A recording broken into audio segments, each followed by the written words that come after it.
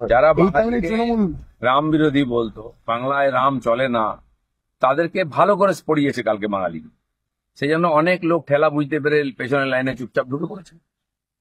আর অনেক মুসলিম ভাইরও জল জল খাইয়েছেন, এই মিষ্টি খাইয়েছেন, খুব ভালো কথা। কিন্তু মোথাবাড়িতে আর মুর্শিদাবাদে যে ঘটনা হয়েছে তার নিন্দা করেছেন কি? কিছু মুসলমান আছে হিন্দুদের বাড়ি ভাঙবে, লুটপাট করে মন্দির ভাঙবে, আর কিছু লোক জল খাওয়াবেন। এই গরু মেরে জুতো দান কেন? হিম্মত থাকলে তার আগে নিন্দা করুন যে এটা যা হয়েছে ঠিক হয়নি। মমতা ব্যানার্জির চামচাগিরি করলে কোনোদিন সমৃদ্ধি আসবে না, সম্প্রীতি আসবে না। এখনো 70% বাঙালি হিন্দু এখানে আছে। এই বাঙালি হিন্দু 70% যদি তোমাদেরকে সুরক্ষা না দেয়, যতই মমতা ব্যানার্জি চেঁচান, ভগবান আল্লাহকেও বাঁচাতে পারবেন। শুধু মালদার মোথাবাড়ি নয়, কালিয়াচকেও ধুমধাম করে পালিত হয়েছে রামনবমী। বেরিয়েছে শোভাযাত্রা। নমস্কার বন্ধুরা, আমার নাম ধ্রুবজ্যোতি সরকার। এই সেই কালিয়াচক যেখানে 2016 সালে হিন্দুদের ওপর হামলা চালানো হয়, জ্বালিয়ে দেওয়া হয় হিন্দুদের দোকান, ভাঙা হয় মন্দির, এমনকি পুলিশ থানাও। তৃণমূল সরকার সেই হিংসা থামানোর চেষ্টা না করে পরে সেখানে সম্প্রীতির মিছিল করেছিল। একই ঘটনার পুনরাবৃত্তি হচ্ছে মোথাবাড়িতে। হিন্দুদের ওপর আক্রমণ বন্ধ না করে পরে নাটক করে সম্প্রীতি দেখানো হচ্ছে। যারা এতদিন বলে এসেছে রাম বাংলায় চলে না, তাদেরকে রামনবমীতে বাঙালি ভালো করে পাঠ পড়িয়েছে। একদিকে কিছু জেহাদি এসে হিন্দুদের বাড়িঘর ভাঙবে, লুটপাট করবে, আর অন্যদিকে কিছু মুসলমান এসে জল খাওয়াবেন, অর্থাৎ গরু মেরে জুতোদান করতে চাইছেন তৃণমূল।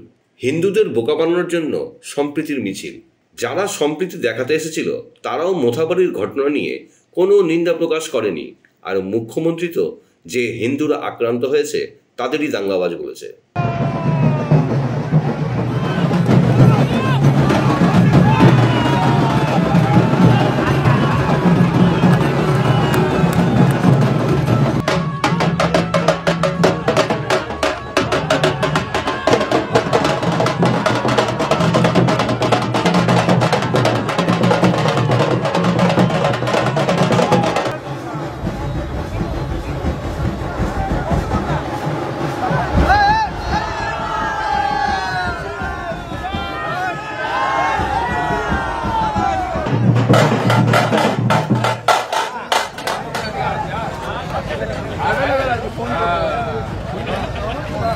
ग्राइंडर से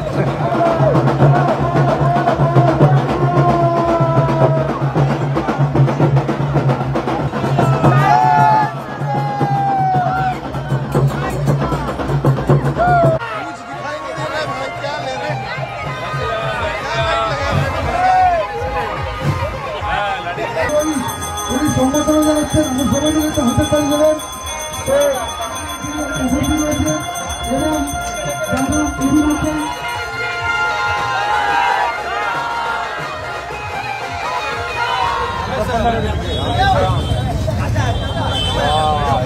कर दिया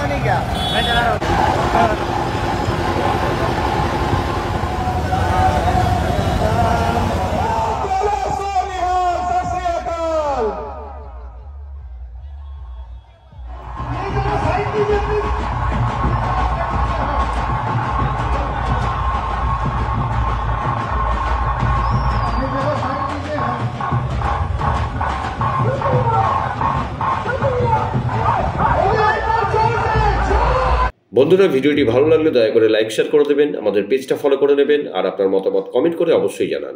ধন্যবাদ।